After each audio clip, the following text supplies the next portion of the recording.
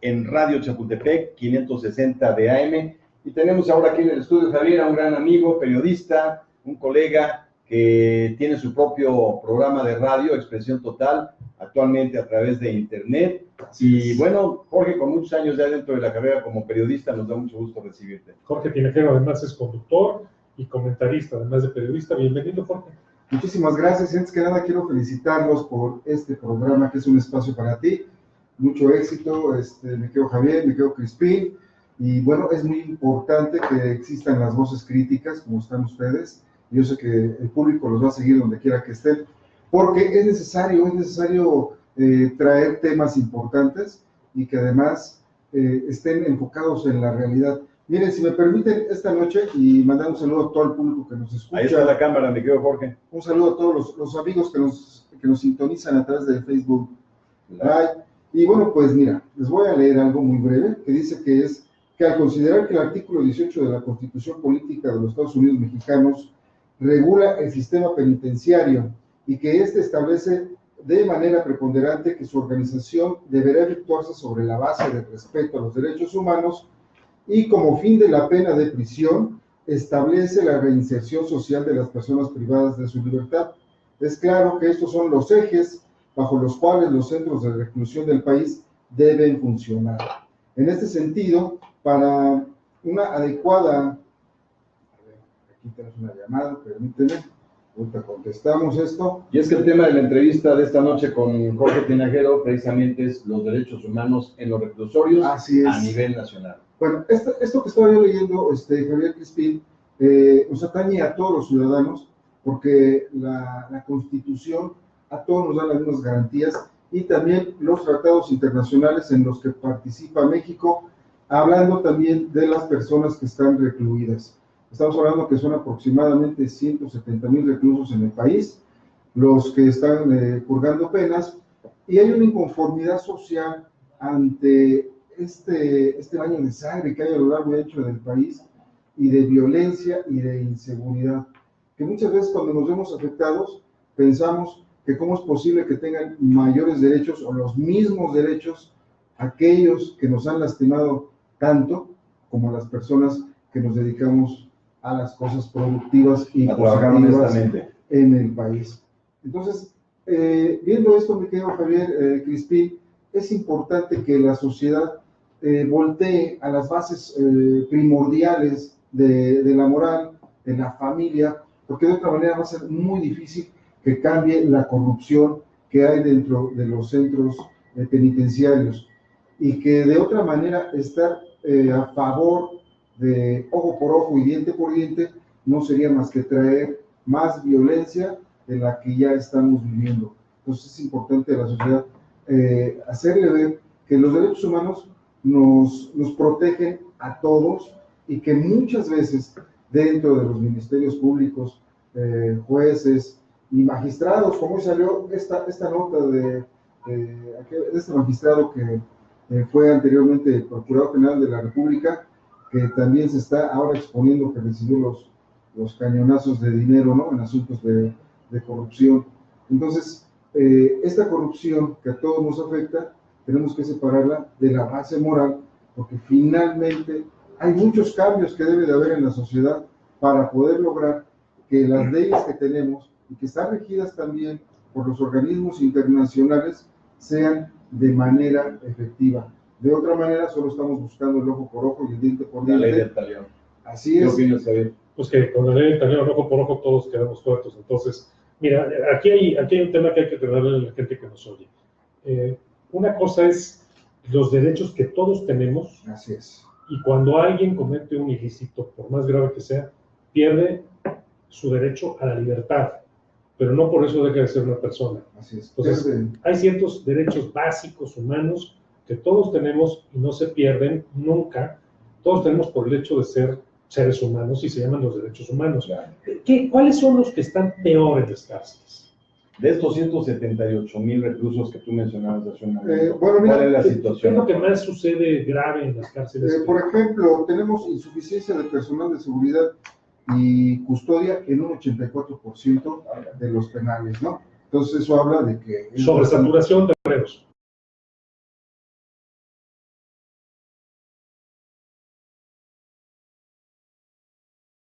penales. Eso es peligroso, porque por eso de repente hay boquines, se escapan, hay muertos, y hay un montón de cosas terribles. Y vamos a suponer que por alguna razón yo tuve algún accidente.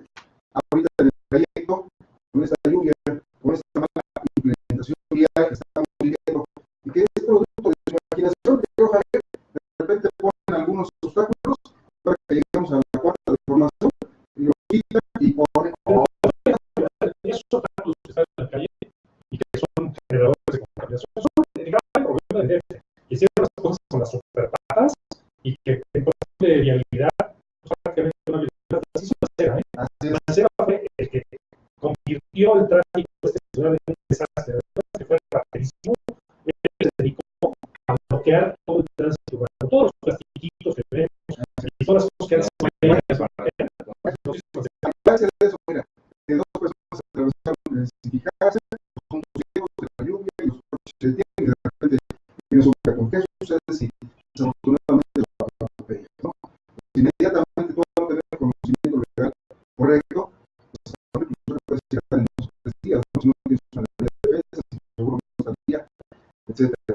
Entonces te conviertes en carne de cañón de los que son maestros del crimen ahí. Sí. Entonces, vamos a entender a los familiares, pero atropellaste, se te vienen todos encima. Sí, conoces exactamente cómo sucedieron las cosas, ¿no? Entonces, solo los reos que tienen el control. Si no existen los derechos humanos que adentro de las cárceles no existen, definitivamente, a pesar de que hay una supervisión nacional e internacional, pero por otro lado, hay deficientes separaciones entre procesados y sentenciados. Debe ser que tú llegas como delincuente primario o primo delincuente y tienes que estar en una área especial. Sin embargo, al haber hacinamiento, resulta que puedes estar en posición y hasta adentro, ¿no?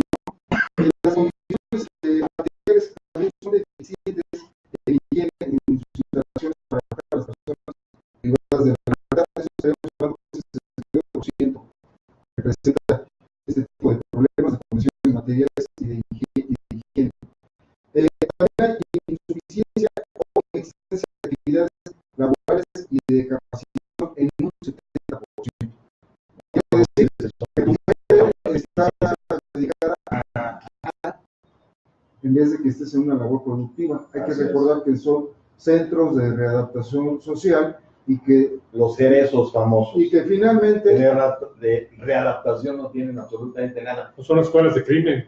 Así es. Son, desde allá adentro se sigue delinquiendo. Déjame hacerte nada más una pequeña observación, que hace poco se dio a conocer el informe de la Comisión Nacional de Derechos Humanos. sí.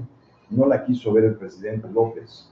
Se negó a revisar ese reporte, a asistir al informe del Ombudsman de los Derechos Humanos aquí en México. Entonces, tiene desconocimiento total de cómo se encuentran los índices de delincuencia en cada uno de los rubros existentes. Entonces, yo lo que te quiero comentar... Es que es un rubro en donde en tema de delincuencia, muertos violentos, el gobierno actual sale bastante mal. Y yo siempre he repetido, no es culpa del gobierno actual, pero va a empezar a ser culpa si no hacen algo para cambiar el tema de la inseguridad y la violencia en este país. Claro, mucha gente, Jorge, no sé si estés de acuerdo, al oír derechos humanos, inmediatamente piensan que defienden a los delincuentes, no a las personas afectadas, a las víctimas. Mira, también el 88.53% presenta presencia de actividades ilícitas dentro de los penales reclusorios o centros de readaptación. Las llamadas de extorsión, las llamadas de extorsión, de la cárcel. Prostitución, venta de drogas, etcétera, etcétera. Se manejan muchas cosas desde ahí adentro, ¿no? Tierra de nadie, totalmente. Así es.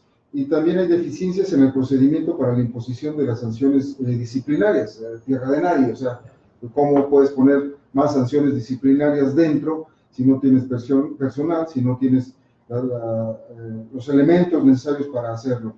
También hay falta de prevención de violaciones a derechos humanos y de atención en caso de detección en el 50%. Hay inexistencia y deficientes condiciones materiales en el área médica. Esto es el 83%. En todo el país, creo. 83%. Bueno, está como el Seguro Social. Ahorita. Hay insuficiencia de programas para la prevención y atención de incidentes violentos dentro de los penales. Entonces, al no haber actividades que realmente los tengan ocupados en algo productivo, pues entonces ellos únicamente están profesionalizándose. Y quiero decirle al público que desafortunadamente quienes ya han delinquido más de una vez, con las leyes que también dejó avanzar aquí en la Ciudad de México, entonces con una facilidad extraordinaria entran y salen sin ningún problema, ¿no? Se convirtieron en delitos menores, no graves. Pero ahora inclusive López Obrador anunció que va a sacar a la mayoría de los criminales de la cárcel. Yo creo que para no gastar en ellos, pero sería terrible. Y te quiero preguntar una cosa, Jorge. Sí.